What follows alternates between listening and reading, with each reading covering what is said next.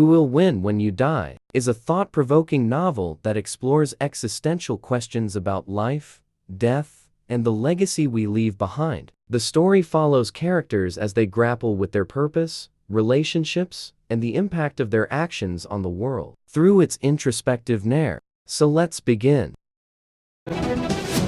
Chapter 1. If you don't act on life, life has a habit of acting on you. When Robin Sharma was growing up, his father said to him, "Son, when you were born, you cried while the world rejoiced. Live your life in such a way that when you die, the world cries while you rejoice." We live in a world where it is increasingly difficult to understand what life is all about.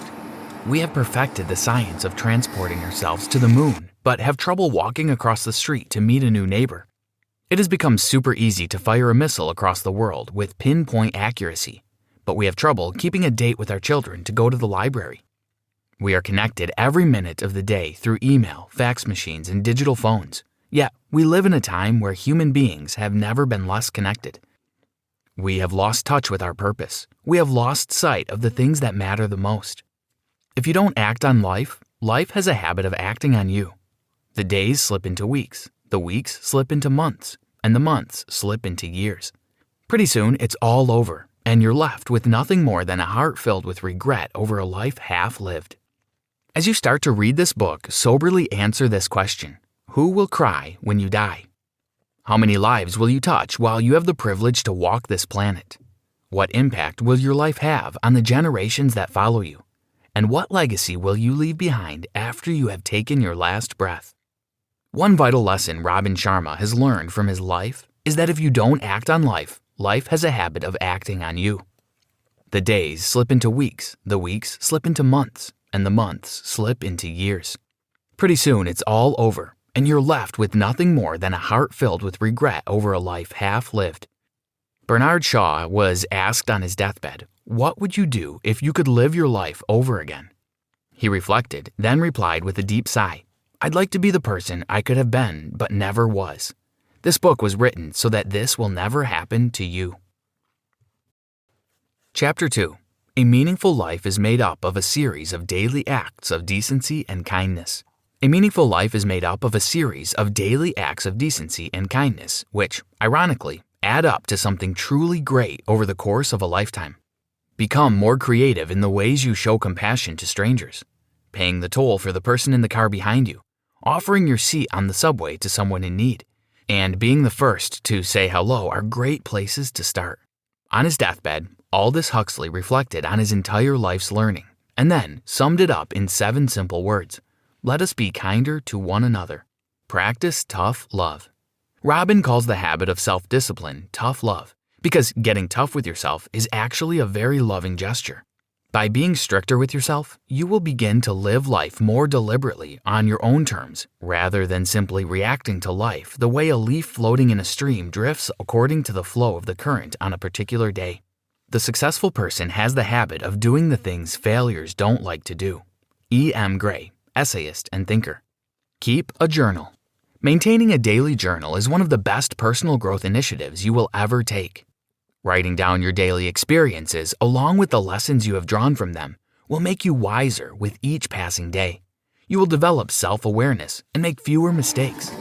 And keeping a journal will help clarify your intentions so that you remain focused on the things that truly count. Writing in a journal offers you the opportunity to have regular one-on-one conversations with yourself. It forces you to do some deep thinking in a world where deep thinking is a thing of the past. It will also make you a clearer thinker and help you live in a more intentional and enlightened way. Writing in a journal offers you the opportunity to have regular one-on-one conversations with yourself. In addition, it provides a central place where you can record your insights on important issues, note key success strategies that have worked for you, and commit to all those things you know are important to achieve for a high-quality, professional, personal, and spiritual life. And your personal journey gives you a private place to flex your imagination and define your dreams. Did you know? A journal is not a diary. A diary is a place where you record events, while a journal is a place where you analyze and evaluate them. Chapter 3. When you don't keep your word, you lose credibility. When you lose credibility, you break the bonds of trust. To develop an honesty philosophy, Begin to monitor how many small untruths you tell over the course of a week. Go on what Robin calls a truth fast for the next 7 days and vow to be completely honest in all your dealings with others and with yourself. Every time you fail to do the right thing, you fuel the habit of doing the wrong thing. Every time you do not tell the truth, you feed the habit of being untruthful. When you lose credibility, you break the bonds of trust. Honor your past. Every second you dwell on the past, you steal from your future. Every minute you spend focusing on your problems, you take away from finding your solutions. And thinking about all those things that you wish never happened to you is actually blocking all the things you want to happen from entering into your life. Given the timeless truth that holds that you become what you think about all day long, it makes no sense to worry about past events or mistakes unless you want to experience them for a second time. Instead, use the lessons you have learned from your past to rise to a whole new level of awareness and enlightenment. Every second you dwell on the past, you steal from your future. Start your day well. The way you begin your day determines the way you will live your day. Robin calls the first 30 minutes after you wake up the Platinum 30, since they are truly the most valuable moments of your day and have a profound influence on the quality of every minute that follows. If you have the wisdom and self-discipline to ensure that, during this key period, you think only the purest of thoughts and take only the finest of actions, you will notice that your days will consistently unfold in marvelous ways. If your priorities don't get scheduled into your planner, other people's priorities will get put into your planner. Learn to say no gracefully. Robin wrote in Leadership Wisdom from the Monk Who Sold His Ferrari, if your priorities don't get scheduled into your planner, other people's priorities will get put into your planner. The solution is to be clear about your life's highest objectives, and then to learn to say no with grace. Did you know, every time you fail to do the right thing, you fuel the habit of doing the wrong thing. Every time you do not tell the truth, you feed the habit of being untruthful. Chapter 4. Plan for a weekly period of peace to get back to the simpler pleasures of life. In ancient days, the seventh day of the week was known as the Sabbath, reserved for some of life's most important yet commonly neglected pursuits. However, as the pace of life quickened and more activities began to compete for people's attention, this wonderful tradition was lost, along with the tremendous personal benefits that flowed from it. Stress itself is not a bad thing. The real problem lies in the fact that in this age of global anxiety, we do not get enough relief from stress. So, to revitalize yourself and nourish the deepest part of you, plan for a weekly period of peace, a weekly sabbatical to get back to the simpler pleasures of life, pleasures that you may have given up as your days grew busier and your life more complex. Revitalize yourself by planning for a weekly period of peace, a weekly sabbatical, to get back to the simpler pleasures of life. Schedule worry breaks. Too many people are spending the best years of their lives stuck in a state of constant worry. They worry about their jobs, the bills, the environment, and their kids. And yet, we all know deep in our hearts that most of the things we worry about never happen. The Sanskrit character for funeral pyre is strikingly similar to the Sanskrit character for worry. One burns the dead while the other burns the living. One of the simple strategies Robin learned to conquer the worry habit was to schedule specific times to worry. This is called worry breaks. If you are facing a difficulty, it is easy to spend all your waking hours focusing on it. Instead, Robin recommends that you schedule fixed times to worry, say 30 minutes every evening. During this worry session, you may wallow in your problems and brood over your difficulties. But after that period ends, you must train yourself to leave your troubles behind and do something more productive, such as going for a walk in natural surroundings, or reading an inspirational book, or having a heart-to-heart conversation with someone you love. If during other times of the day you feel the need to worry, jot down what you want to worry about in a notebook, which you can then bring to your next worry break. This simple but powerful technique will help you gradually reduce the amount of time you spend worrying and eventually serve to eliminate this habit forever. Did you know? Your weekly sabbatical does not have to last a full day. All you need are a few hours alone, perhaps on a quiet Sunday morning, when you can spend some time doing the things you love to do the most. Chapter 5. Make the time to connect to your more playful side, the child within you. Some time back, Robin took his 4-year-old son, Colby, to an Italian restaurant for lunch. It was a beautiful autumn day. They both ordered pasta for their main course and then started to enjoy the freshly baked bread the waiter had brought. There, Colby taught his father yet another lesson in the art of living. Rather than eating the bread as most adults do, Colby took a different, far more creative approach. He began to scoop out the warm, soft part of the bread and left the crust intact. In other words, he had the wisdom to focus on the best part of the bread and leave the rest. Colby reminded his father that grown-ups spend too much time focusing on the crust of life rather than on all the good things that flow in and out of their days. They focus on challenges at work, the pile of bills they have to pay, and the lack of time to do all those things they need to do. But our thoughts do form our world, and what we think about does grow in our lives. What we focus on will determine our destiny, and so we must start focusing on the good stuff. In the weeks ahead, make the time to connect to your more playful side, the child within you, and focus on the good things that flow in and out of your days. Focus on the good things that flow in and out of your days. Edison was inspired to manifest the visions he saw on the picture screen of his imagination into reality. Jonas Salk, who discovered the polio vaccine, was inspired to help others from suffering from this dreaded affliction. Genius is 1% inspiration and 99% perspiration. Thomas Edison. How inspired are you in your own life? Do you jump out of bed on Monday mornings, or do you simply lie there with a sense of emptiness flooding through your body? If your level of inspiration is lower than you know it should be, read a good self-help book or listen to a motivating audiobook.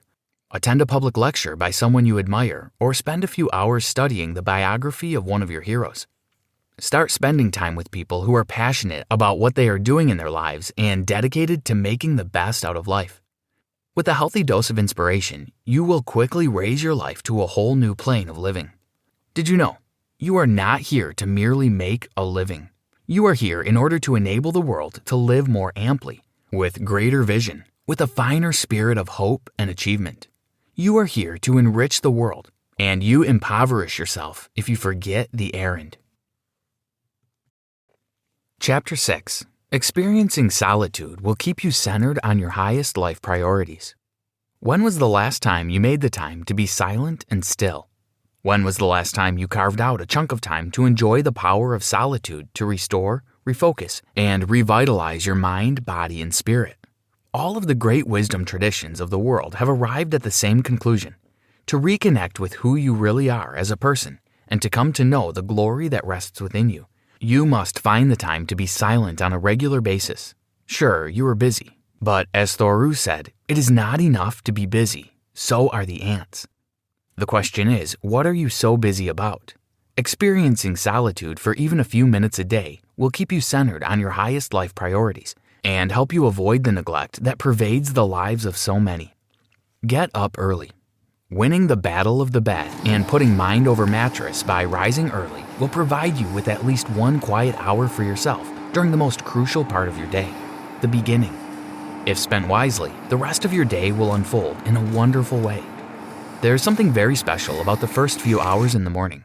Time seems to slow down, and a deep sense of peace fills the air. See your troubles as blessings.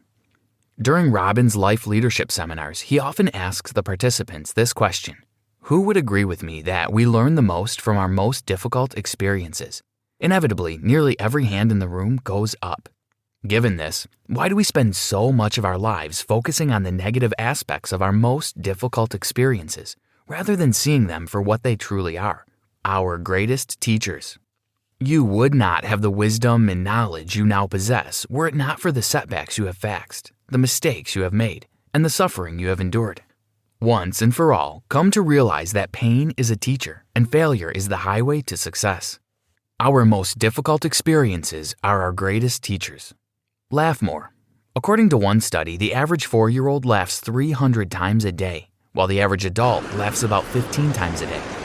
With all the obligations, stresses, and activities that fill our days, we have forgotten how to laugh. Daily laughter has been shown to elevate our moods, promote creativity, and give us more energy. Did you know? Comedian Steve Martin reportedly laughs for 5 minutes in front of the mirror every morning to get his creative juices flowing and to start his day on a high note. Try it, it works. Laughter therapy has even been used to cure illnesses and heal those with serious ailments. Chapter 7. Start taking more risks and doing the things you fear. On your deathbed in the twilight of your life, it will not be all the risks you took that you will regret the most. Rather, what will fill your heart with the greatest amount of regret and sadness will be all those risks that you did not take, all those opportunities you did not seize, and all those fears you did not face. Life is nothing more than a game of numbers. The more risks you take, the more rewards you will receive. Live a life. We all travel different roads to our ultimate destinations. For some of us, the path is rockier than for others, but no one reaches the end without facing some form of adversity. So rather, fight it. Why not accept it as the way of life? Why not detach yourself from the outcomes and simply experience every circumstance that enters your life to the fullest? Feel the pain and savor the happiness. If you have never visited the valleys, the view from the mountaintop is not as breathtaking. There are no real failures in life, only results. Write thank you notes.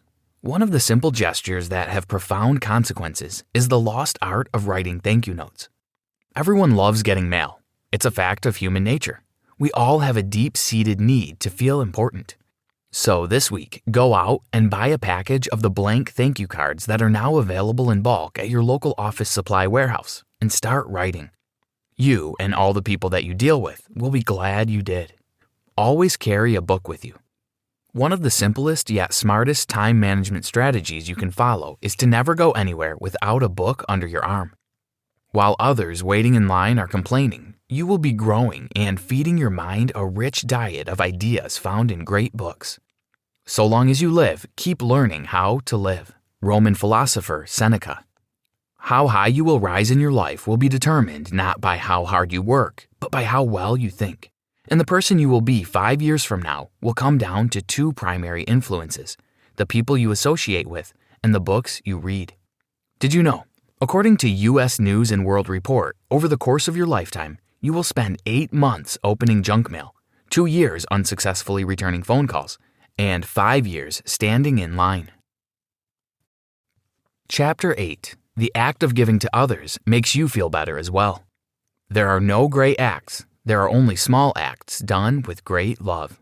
Mother Teresa. What small acts can you do today to deepen the bonds between you and the people you value the most? What random acts of kindness and senseless acts of beauty can you offer to someone in an effort to make his or her day just a little better? The irony of being more compassionate is that the very act of giving to others makes you feel better as well. To practice being more loving, create a love account. Each day, make a few deposits in this very special reserve by doing something small to add joy to the life of someone around you. Buying your partner fresh cut flowers for no reason at all. Sending your best friend a copy of your favorite book. Or taking the time to tell your children, in no uncertain terms, how you feel about them are all good places to start. Get behind people's eyeballs. One of the deepest of all human hunger is the need to be understood, cherished, and honored. Yet, in the fast-paced days we live in, too many people believe that listening involves nothing more than waiting for the other person to stop talking. And to make matters worse, while that person is speaking, we are all too often using that time to formulate our own response, rather than empathizing with the point being made. Taking the time to truly understand another's point of view shows that you value what he has to say and care about him as a person. When you start getting behind the eyeballs of the person who is speaking and try to see the world from his perspective, you will connect with him deeply and build high trust relationships that last. Taking the time to truly understand another's point of view shows that you value what he has to say and care about him as a person. List your problems. A problem well stated is a problem half solved. Charles Kettering. There is something very special that happens when you take out a piece of paper and list every single one of your problems on it. It is very much like the peaceful feeling you get after telling your best friend about something that has been troubling you for weeks. A weight somehow falls from your shoulders. You feel lighter, calmer, and freer. To let go of the mental clutter that your problems tend to generate, list all your worries on a piece of paper. If you do so, they will no longer be able to fester in your mind and drain your valuable energy. This simple exercise will also permit you to put your problems into perspective and tackle them in an orderly, well-planned sequence. Did you know? The means to gain happiness is to throw out for oneself, like a spider, in all directions an adhesive web of love, and to catch in all that comes. Chapter 9. A person of true character spends his days doing that which is the right thing to do. Most of us know what we need to do in order to live happier, healthier, and more fulfilling lives. The real problem is that we don't do what we know. Knowledge is power? Robin disagrees. Knowledge is not power. Knowledge is only potential power. It transforms itself into actual power the moment you decisively act on it. Wisdom is knowing what to do next. Skill is knowing how to do it. And virtue is doing it. David Starr Jordan. See your children as gifts. Children grow so very quickly. The weeks slip into months, the months slip into years. And before you know it, that little child is now an adult with a family of her own. The greatest gift you can give to your child is the gift of your time. And one of the greatest gifts you will ever give yourself is that of enjoying your kids and seeing them for what they truly are, the small miracles of life. Awareness precedes change. You will never be able to eliminate a weakness you don't even know about. The first step to eliminate a negative habit is to become aware of it. Once you develop an awareness about the behavior you're trying to change, you will be well on your way to replacing it with one that is more helpful. Becoming aware of a weakness, that is, paying attention to it, also attracts more solutions into one's life. Over the coming weeks, reflect on your weakness and vow to transform them into strengths that will add richness and energy to the way you live. You will never be able to eliminate a weakness if you don't know about it. Master your time. It is ironic that so many people say they would do anything for a little more time every day, and yet they squander the time they already have. Time is life's greatest leveler. We all have the same allotment of 24 hours in a day. What separates people who create great lives from the also-rans is how they use these hours. What separates the people who create great lives from the also-rans is how they use these hours. Commit yourself to manage your time more effectively. Develop a keen sense of awareness about how important your life really is. Don't let people waste this most precious of commodities and invest it only in those activities that truly count. Did you know? The end of man is an action and not a thought. The smallest of actions is always better than the boldest of intentions. Chapter 10.